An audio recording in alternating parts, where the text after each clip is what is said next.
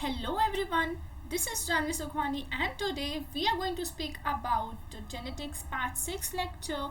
In this lecture, we will going to discuss two main points. First one is the law of dominance and the second point is monohybrid cross. So let's begin with the first topic of discussion of today's class. So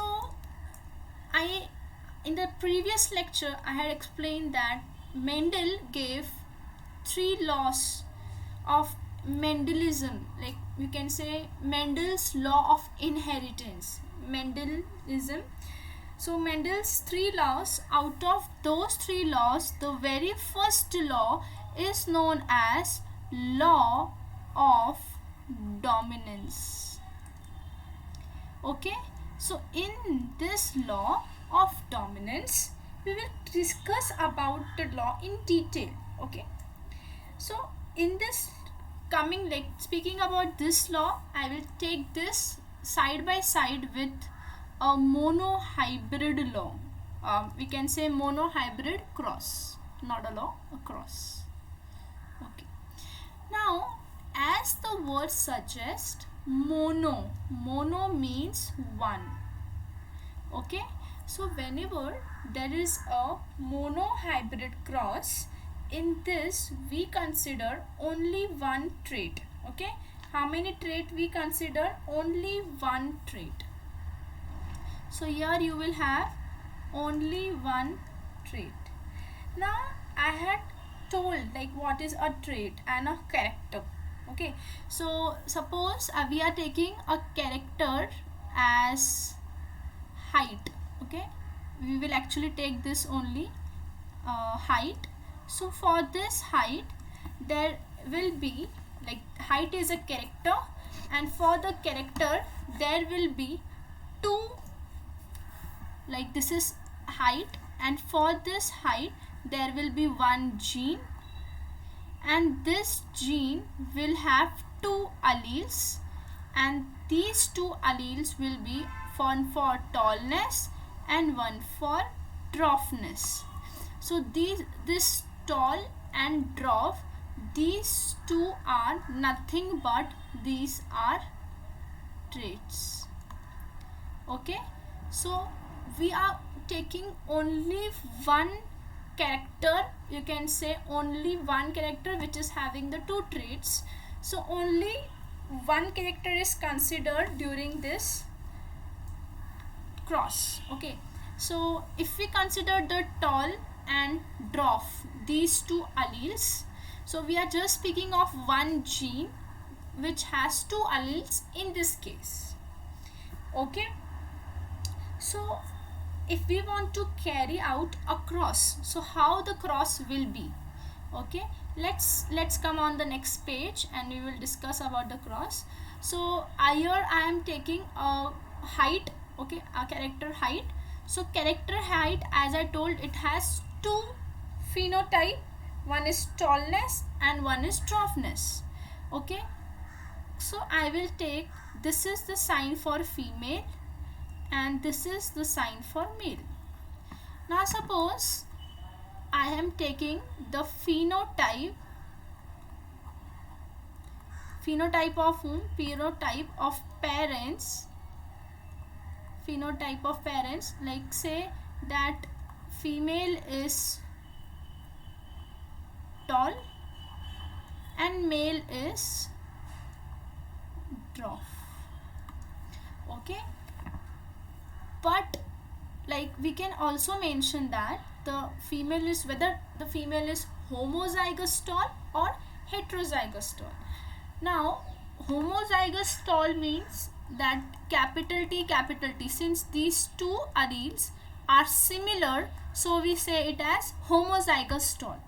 If it is capital T small t, that means both the alleles are not similar, so we say it as heterozygous tall. Okay, so let us say here the case which we are taking, it is that like here it will be homozygous tall. Okay, and for dwarfness, it is obviously it will be homozygous dwarf. Even if I don't mention your homozygous dwarf, then also it is understood that the genotype for this male will be small t small t. Okay, let us write here genotype. Okay, now what is genotype and phenotype? If you don't know what it is, so do watch the previous lectures. I have taken all the topics in much detail. Go and watch it out. You will understand all the concept and it will be surely be very crisp and crystal clear. That's my guarantee.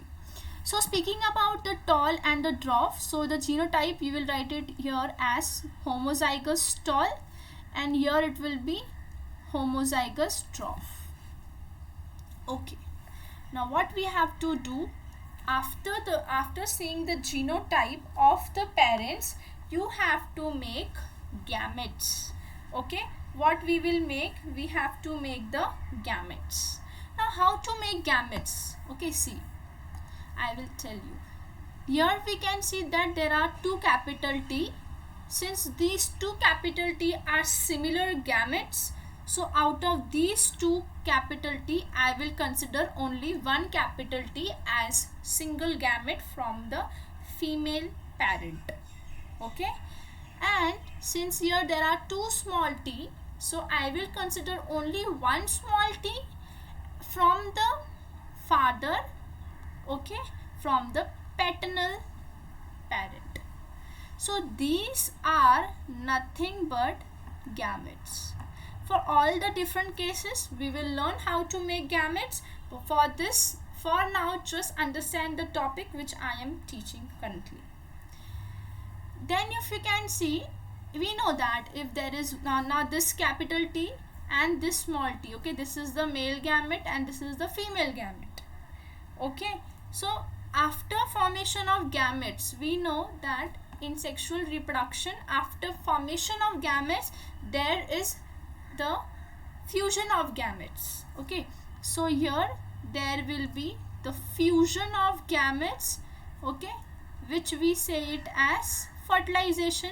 So this process is nothing but fertilization.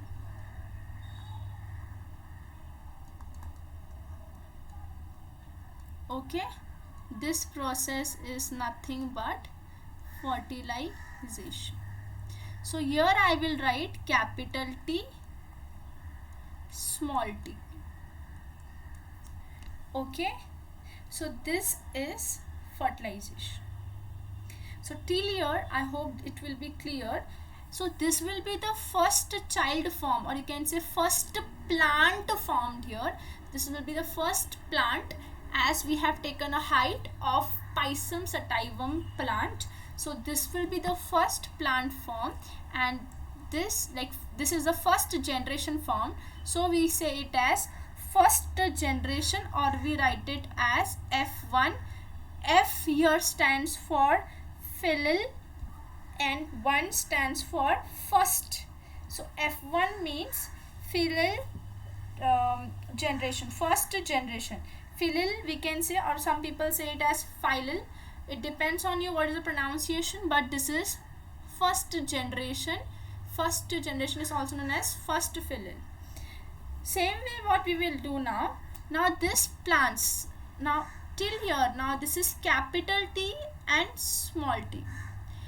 Till here if you have understood, then we will move towards our law. Now what this law says, you have already understood the law when we have done the monohybrid cross. Now this what we were studying here sidewise. This monohybrid cross, here what we have done, this is actually the law of dominance. But how, you will say what? I will explain you how. See here.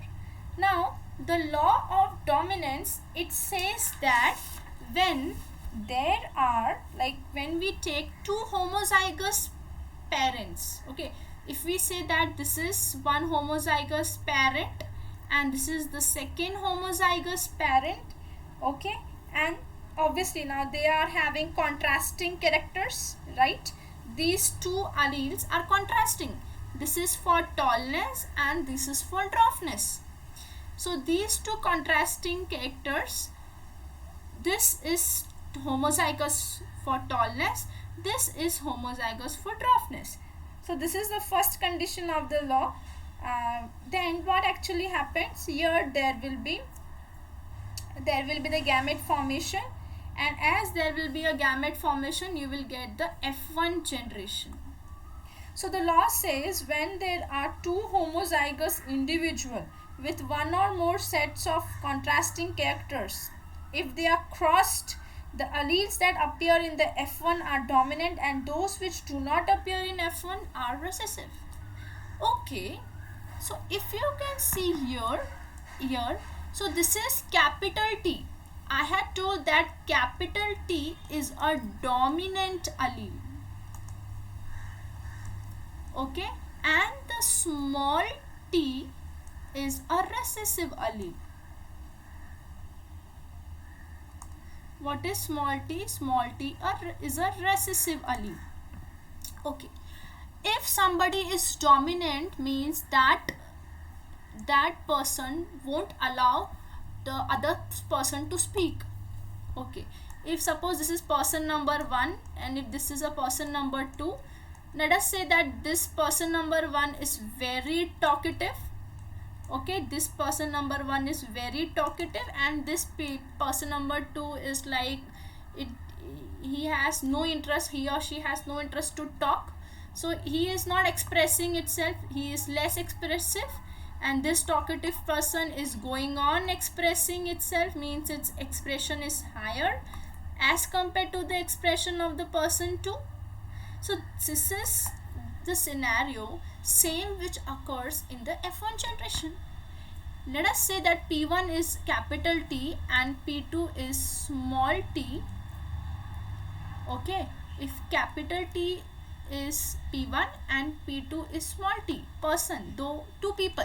Okay, so this capital T is able to express itself even if when it is present with the recessive allele. Okay, forget about the dominant and recessive. Just I am telling you there are two people. One people is very talkative. That person is able to express itself. Second person is less talkative. He is not able to express itself. In the same way, dominant allele is, we can say, capital T is able to express itself when he is present, when this allele is present with the another allele. Okay, so this is capital T is expressing itself when it is present with the small t, and it is suppressing the effect of this small t. Actually we can say that it is masking its effect. So capital T is expressing and small t is not expressing.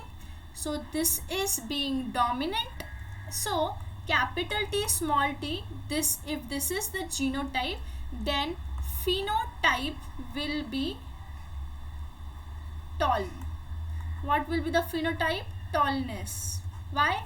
Because this capital T is expressing itself when it is present with the other allele, and it is masking the effect of this small t.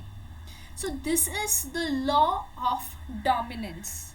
Okay, law of dominance says that when two parents are there, which these two parents are having homozygous condition. Okay, homozygous for, like here we have taken the tallness and dwarfness as a character, means height as a character. So we are taking character here as height, and the trait is what? The trait is tallness and dwarfness. So parent female is the homozygous tall and parent male is homozygous dwarf. If this is the condition taken, if you can see here, so this is the condition taken, then you will get capital T as one gamete and small t as one gamete, and in the F1 generation you will get capital T, small t as a individual, okay, as a plant, which will be showing its phenotype as tallness. So all plants will be tall in F1 generation. Hence this shows that capital T is a dominant allele which is suppressing the effect of small t, that is recessive allele. Okay, so here capital T is a dominant allele. This is the very important point here. You have to star it up, and recessive allele is getting suppressed. Okay, it is getting suppressed. So one is getting expressed, and that person who is expressing itself is suppressing the second person. So this is about all you should know about law of dominance. Okay, you have to write the monohybrid. Okay, this is about monohybrid cross, which we have not completed yet. Okay, I will complete this topic first. See, this is monohybrid cross which I was speaking about. Till here, if you have understood the cross, so let's begin with the further discussion. So this is a phenotype of the parents which we had written, genotype of the parents, then we wrote about the gametes, and then we wrote about the F1 generation. Okay, F1 generation. Now after we got the F1 generation, then what next we have to do is, let's move forward. So after F1 generation, we have to do the next step. Again there will be again there will be the cross, like again there will be cross between them. Now how we have to do the further things, I will explain it. See, so in the last thing we got capital T and small t. Okay, we know that there is a flower. Okay, now I will draw a rough flower here. Okay, now consider that this is a flower. So now flower is a reproductive structure. Okay, flower. Okay, now if there is a plant, okay, let us take a plant in actuality. Let's take a plant. So this is the stem, and here there are the branches, and then suppose we get here flowers. Okay, now you tell me that we know that flower has two parts. Okay, flower has important two parts. Okay, we will say flower has two parts. One is the essential part, and the second one is the accessory part. Okay, the essential part of the flower, okay, this is a part, and accessory part. Essential part has two parts. One is female part and second is male part. So female part we say it as gynoecium, and male part we say it as androecium. Okay, gynoecium and androecium. Here we have two parts. One is known as the corolla, okay, and second is known as corolla and calyx. So these are the accessory. Corolla means petals. Okay, these purple color are the petals. Okay, so this is the petal, and if there will be small here like greenish color below the flower, that is known as a calyx. Not going into details, just I wanted to explain that the flower has male, female and male parts. Okay, so this is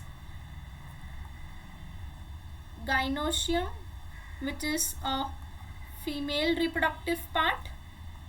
Okay, female reproductive part, and here there is androecium, which is what? Which is a male reproductive part. So flower is the place where you can say that fertilization occurs, means you can say it is a place of sexual reproduction. So if this is a flower, okay, now this is one flower, okay, so this flower is having capital T small t as the genotype, means it is having the capability to make the plant as means this is like it will make plant as tall plant, okay, means you can say that in the genes it is having this particular like possibility, capital T and small t. So this flower I am taking, this will be that flower, okay, I took this flower from that tall height tree, I took, means that plant, tall height plant, I took the flower, this is that flower, and again I want such type of flower which will be tall. So what I will do selfing.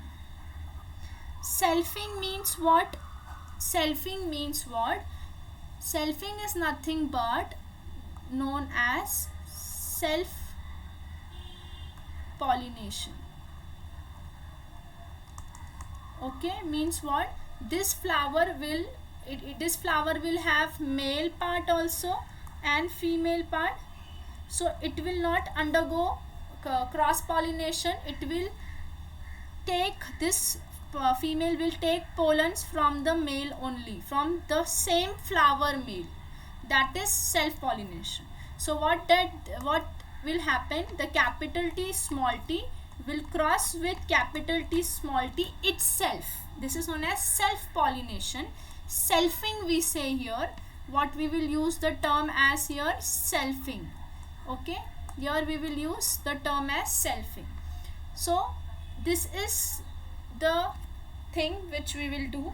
So here, from here we can write here as selfing of F1. What we can write here? We can write here as selfing of F1. Okay, whatever was the F1 organism, like the plant, we selfed it. Okay, and then what we have to do? Okay, let me give you one small trick. We know that in mathematics we do one thing like this. If we have a plus b and we have c plus d, then what we do?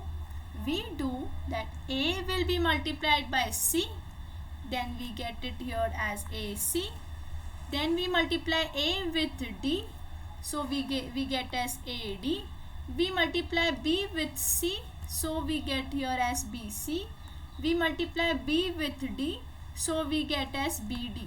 So if there is term 1, 2, 3, 4, so we manage it as 1 with 3. How we manage it as 1 with 3, 1 with 4.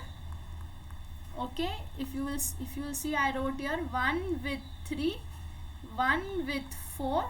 Then if it is b and c, so it is 2 with 3. Then it is b and d, so we say it as 2 with 4. So here are the ways that how you have to do this part. Let us consider that this is 1. Okay, I will change the color. Let us consider that this is 1 and this is 2, this is 3 and this is 4. Okay, so how the cross will be? Let's begin. 1 with 3. Okay, I will put downwards arrow. This shows the, okay, before doing this we can also do that. How we had done here, this part, we made gametes. So here also we can make gametes. Okay, so here in this part the gametes formation we can do. So here, since these two are not similar gametes, so what we have to do? We have to show that there are two different gametes. One is capital T and one is small t. So these two different gametes we have to consider. Okay, so there are total formation of 4 gametes. 2 from this side, we can consider this as female and this as male. Okay, so I have considered this as female and this as male. So we will form total 4 gametes as these as they were heterozygous. Okay, what are these? This capital T, small t is heterozygous tall. Okay, we can write it here that it is heterozygous tall. If it is heterozygous tall, then we have two gametes for mother also and father also. So let us say that here this is 1, this is 2, this is 3 and 4. Now let us proceed towards the process of fertilization. So 1 fuses with 3, as you have to follow this number: 1 with 3, 1 with 4, 2 with 3 and 2 with 4. Okay, so this is 1 with 3. There I am showing the arrow of fusion. It is capital T will fuse with capital T, and I am showing the arrow downwards. So here it is capital T fusion, and it is making one plant. Okay, and then again I will fuse this. Let us take other color. So next I will take what? 1 with 4. So this is 1 and this is 4. This is the fusion of these two gametes, capital T and small t. We got the another plant. Again I will take the small t. Okay, so it is 1, oh, it is 2 with 3. Okay, so this 2 will fuse now, and I will get here capital T, small t. Next we will take 2 with 4. So here I will get small t, small t. So if you can see, we got 4 offsprings. Okay, we got how many offsprings in monohybrid cross? F2 generation. See, now this is the F2 generation. F2 generation means second generation of this. Like from here, if you consider this was the first generation. What was this? This was the first generation of since like after the fertilization, and this is the second generation. Like we can say your grandparents gave birth to your parents, so that was the first generation. Your parents gave birth to you people, so this is the second generation. Same goes with here. Okay, so this is the second generation. Now if you can see, we got 4 possibility. So let's take another page.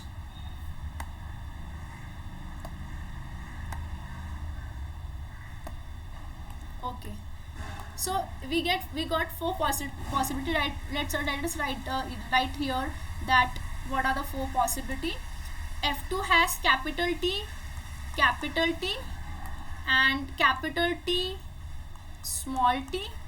Then it has capital T, small t and small t, small t. Let us write, okay, these are the genotype of F2. Okay, genotype of F2. Let us write phenotype of F2. Let us write the phenotype of the F2 generation. So the phenotype for this is, you can see capital T means this is homozygous tall. So we will write for this as homozygous tall, and this and this, they are having the same you can say genotype. So it will have same phenotype, that is heterozygous tall. Okay, and this will have the phenotype as homozygous dwarf, or you can directly write it as dwarf. Okay, so if you can see here, this plant is also tall, this plant is also tall, and this plant is also tall. So we have 1 tall, 2nd tall, 3 tall. We have total 3 plants which are tall, which will have tall height rather. The plant will have 3 plants will have tall height, and there is 1 plant which will have dwarf height. Only 1 plant which will have dwarf height. HT is for height. So total there are how many plants? Total there are 4 plants, and out of 4 plants, there is 4:3 ratio. Sorry. Now the ratio of tallness will be how much? It is 3/4. How 3/4? I will tell you now. And for dwarfness, it is 1/4. How this I will tell. Out of 4, there are 3 tall plants. Okay. See. Out of 4, there are 3 tall plants. So I wrote it as 3/4. Means out of 4, there are 3 tall and 1 dwarf. Okay. Means number of tall plant upon total. Okay. How it goes? It goes as number of tall plant upon total. So the number of tall plant here are 3 plants and the number of dwarf plant is only 1. So it is 3/1. But if I say that small t is a dwarf plant, so it is only 1 out of these 4. So I wrote it as 1/4. Okay. So we can say the ratio of, okay, ratio of tall as to dwarf is 3:1. We can also write this as 3/4, 1/4. Okay, so this is same, it get cancelled.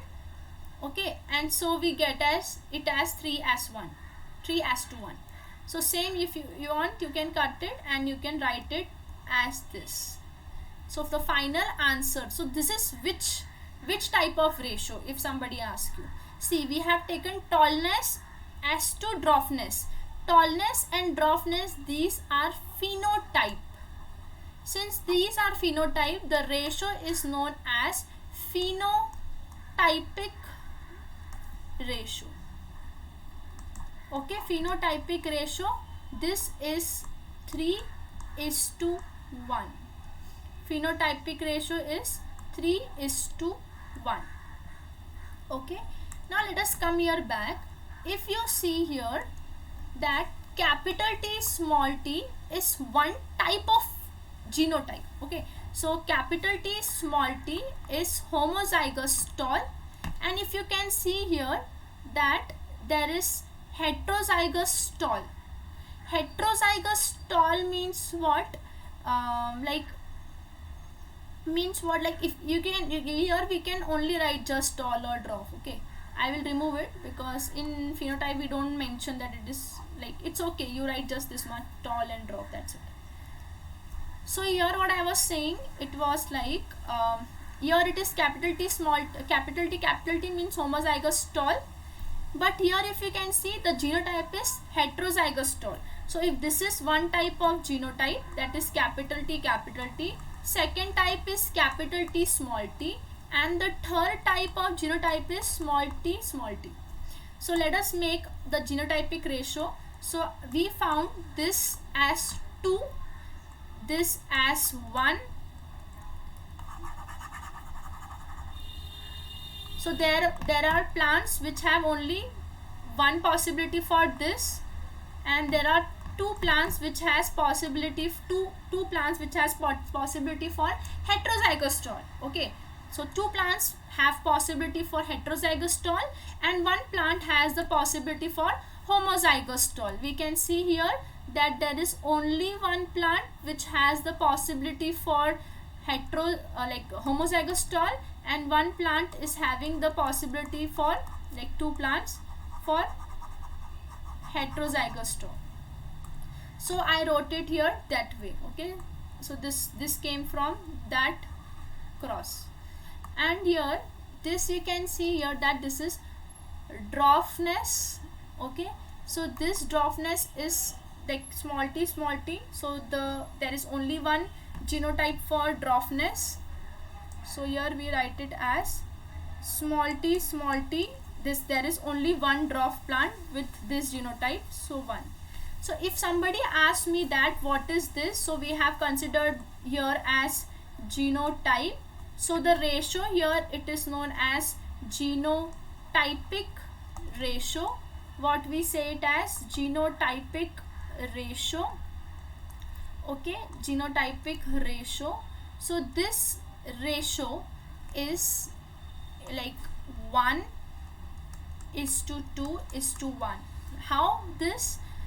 Because we took capital T which was only 1, and 2 there were two plants which had genotype as capital T small t, that is heterozygous tall. So we will write here as capital T small t and is to small t. So the ratio for this is 1, means there was only one plant which was having this homozygous tall. There were 2 plants which were having heterozygous tall, and there was only one plant which was having homozygous dwarf. So this is the important ratio which everyone needs to remember, that is 1:1, which is genotypic ratio, and phenotypic ratio as 3:1. So I hope you understood today's class. So today's class was about the law of dominance, which I explained you that in the F1 generation of the two parents, the two parents were homozygous tall and the second parent was homozygous dwarf. In their F1 generation, the gene, like you can say the allele which express, okay, so the allele which expresses itself in the F1 generation, it expresses itself and suppresses the other allele. That is the allele which is known as a dominant allele. Okay, here we discussed about the monohybrid cross, we discussed about the character, we discussed about the trait. Here we only consider one trait, okay, we can say one character rather, that is we are just considering height, okay, we are not considering anything else, and it has tallness or dwarfness. Okay, we can say that we are actually considering one gene here. Okay, for height there will be only one gene, we can say this also. Okay, then we spoke about next we spoke about this entire monohybrid cross, and then we spoke about the flower, which is a sexual reproduction, like we can say that it is part of sexual reproduction. Then we spoke about the further cross, and then we discussed about the ratios, okay, how we have to write the ratios, and then we wrote this ratios here. So for today's class we end it here. Okay, hope today's class you found it helpful. So in the next class we will discuss about the Punnett square. Okay, in the next class what we are going to discuss, we are going to discuss about the Punnett square, okay, and we are going to discuss about monohybrid cross questions. So there will be questions for monohybrid cross, yes, and then further we will go towards the dihybrid cross. Okay, there will be many questions for this, we will take some questions and then we will move forward towards dihybrid and further points of this chapter. Okay, so very thankful, thank you that you watched this lecture. Do subscribe my channel for more information and all. We will go step by step for each and every